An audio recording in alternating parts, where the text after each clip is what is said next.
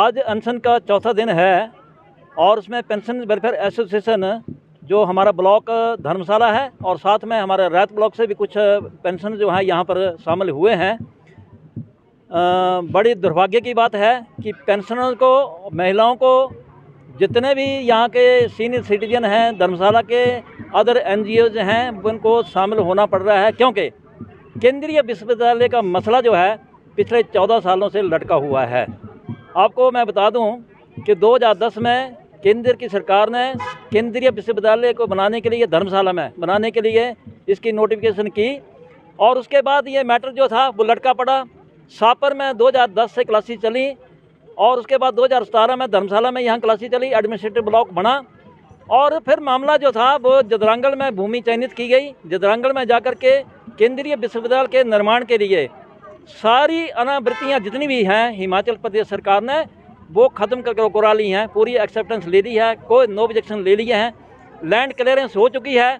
सिर्फ मामला 30 करोड़ रुपए पर लटका हुआ है। जो शेयर हिमाचल प्रदेश सरकार का 30 करोड़ रुपए बनता है वो हिमाचल प्रदेश सरकार को जमा कराना है और उसके बदले में 250 करोड़ रुपया जो केंद्र सरकार ने दिया हुआ है वो भी केंद्रीय विश्वविद्यालय के निर्माण के लिए, जदरांगल के निर्माण के लिए वो इस्तेमाल होना है।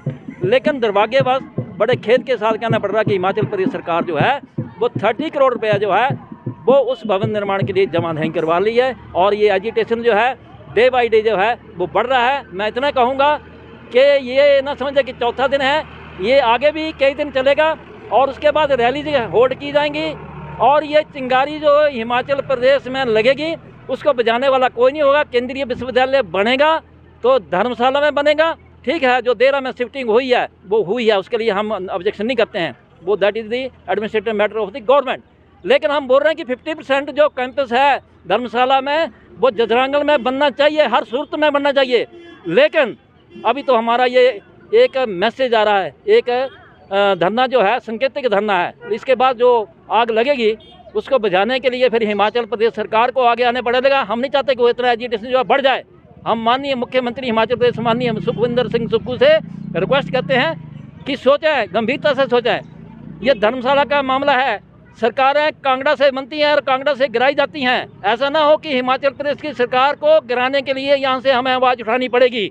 आज हम चैलेंज करते हैं कि ये यूनिवर्सिटी का मसला जो है वो आप समय रहते रहते इसको शांत कर दीजिए। 30 करोड़ रुपया कुछ नहीं है। और दूसरी बात कि जो हिमाचल प्रदेश सरकार ने 2017 में 18 दिसंबर 2017 में जो हिमाचल प्रदेश में जो धर्मशाला है इसके सेकंड कैपिटल के लिए जो नोटिफिकेशन की थी उसकी मान्यता जो है अभी धर्मशाला के लिए नहीं दी जा रही है। बड़े खेद के साथ कहना पड़ रहा है कि सेकंड कैपिटल जो धर्मशाला है वो बननी चाहिए, उसकी सुविधाएं जो है धर्मशाला में होनी चाहिए। और आज जो धर्मशाला के वासी हैं, आसपास के जो जितने भी क्षेत्र के रहने वाले वासी हैं, पेंशन या एनजीओ हैं, सीनियर सिटीजन हैं, उनमें ये जागृति आ गई है कि धर्मशाला को इग्नोर नहीं किया जाता है, धर्मशाला की लीडरशिप को इग्नोर नहीं किया जाता है, कांगड़ा की लीडरशिप को इग्नोर नहीं किया जाएगा। धर्मशाला से आज जो धरना प्रदर्शन हो रहा है ये पूरे हिमाचल प्रदेश में फैल सकता है। इसलिए हम कहते हैं कि धर्मशाला की आवाज़ को उठाने वाले जो यहाँ पर लोग आए हैं, हमारी नारी शक्ति हमारे बीच में बैठी है, जदरांगल से महिलाएं आई हैं, नारी शक्ति आई हैं हमारे बीच में, सीनियर सिटीजन इंटेलेक्चुअल फोरम के सारे आदमी जितने हमारे बीच में आए, पेंशन आए हैं, जितने भी हमारे पेंशन वेलफेयर एसोसिएशन के आदमी जो है हमारे यहाँ पर शामिल हो रहे हैं। और एक हफ्ते के बाद पेंशन वेलफेयर एसोसिएशन की तरफ से 2-2.5 हज़ार के पेंशन जो हम यहाँ पर शामिल होंगे कि एक धरना प्रदर्शन रैली करेंगे। बड़ी दुर्भाग्य की बात है कि हिमाचल प्रदेश सरकार का रवैया जो है हिमाचल प्रदेश की जनता के लिए बहुत नकारात्मकता भरा हुआ है। आज जिस विषय को लेकर यहाँ के जो स्थानीय निवासी हैं क्रमिक धरना पर आए हैं, विषय बहुत महत्वपूर्ण है। केंद्रीय विश्वविद्यालय धर्मशाला परिसर का निर्माण कार्य। मुझे पूरी तरह से ध्यान है कि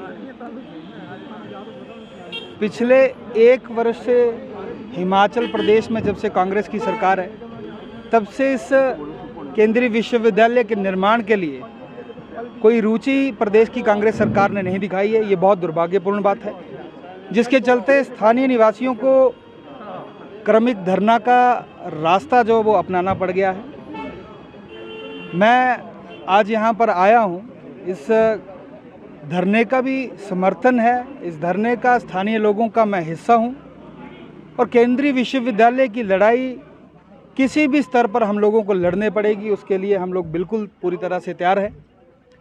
हिमाचल प्रदेश सरकार को, कांग्रेस सरकार को, मुख्यमंत्री को झुकना होगा और केंद्रीय विश्वविद्यालय के निर्माण के प्रति अपनी रुचि दिखानी होगी। अन्यथा आज ये जो क्रमिक धरना यहाँ पर शुरू हुआ है, ये बहुत बड़ा उग्र रूप ले लेगा।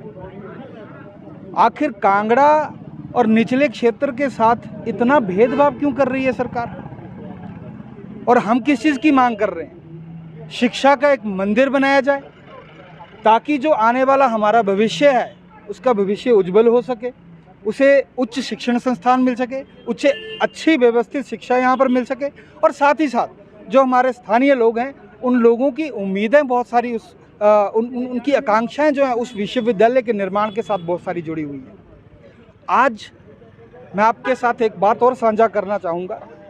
वर्ष 2022 में भी मैंने व्यक्तिगत तौर पे इस केंद्रीय विश्वविद्यालय के निर्माण कार्य के लिए एक अभियान छेड़ा था और उस समय ये मालूम पड़ा था कि अभी तक हमारी फॉरेस्ट क्लियरेंस नहीं है, लैंड की क्लियरेंस नहीं है, डिपार्टमेंट्स की क्लियरेंस नहीं है। वो सारी क्लियरेंस उस समय तत्कालीन जितने भी हमारे सरकारी विभाग के अधिकारी और कर्मचारी थे, उस समय हम लोगों ने मिलकर स्थानीय लोगों के सहयोग से, जो जदरांगल वहाँ पर गांव है, वहाँ के स्थानीय लोगों के सहयोग से हम लोगों ने वो सारी फॉर्मेलिटीज़ कंप्लीट करी, एनओसीज कलेक्ट करी और फॉरेस्ट क्लियरेंस के लिए एफसीए का केस हम लोगों ने सबमिट करवाया। लगभग 16 पॉलीगन वहाँ पर बनने हैं। 16 जो स्थान थे वो चयनित किए गए थे, जिसमें से कि 2 तरह की भूमि वहाँ पर चयनित हुई थी। एक थी जो सरकारी डीसी लैंड थी, जिसको ऑलरेडी हम लोगों ने 25 हेक्टेयर जो है वो केंद्रीय विश्वविद्यालय के नाम से ट्रांसफ़र कर दिया गया है, और उसके बाद 65 हेक्टेयर का प्रपोजल बना था जो कि अब डिक्रीज़ करके 57 हेक्टेयर का बन गया है। अब उसमें सबसे बड़ी बात यह है कि जब आप उन्हें उसको फॉरेस्ट की क्लियरेंस के लिए भेज दिया तो वहाँ पर 2 फेसेस की आपको एनओसी कलेक्ट होकर आनी थी। फर्स्ट फेज़ की जब एनओसी क्लियर होनी थी, उसके बाद प्रदेश सरकार की ये जिम्मेदारी बनती है कि फॉरेस्ट की एवज में जो एफॉरेस्टेशन फीस है वो सरकार को, प्रदेश सरकार को जमा करवानी होती है। उसके बाद वहाँ पर जो है सेकंड फेज़ की एनओसी आएगी और हम लोग यहाँ पर निर्माण कार्य शुरू कर देंगे। परंतु अभी तक जो उसकी 30 करोड़ रुपए के आसपास, 30 करोड़ 15 लाख रुपए जो उसकी फ़ीस बनी है, उसको फीस जमा को करवाने में मुख्यमंत्री जी जरा भी रुचि नहीं दिखा रहे हैं, जो बहुत दुर्भाग्यपूर्ण बात है हिमाचल प्रदेश के लिए। आखिर शिक्षा के क्षेत्र में आप इतनी बड़ी नाइंसाफ़ी कैसे कर सकते हैं?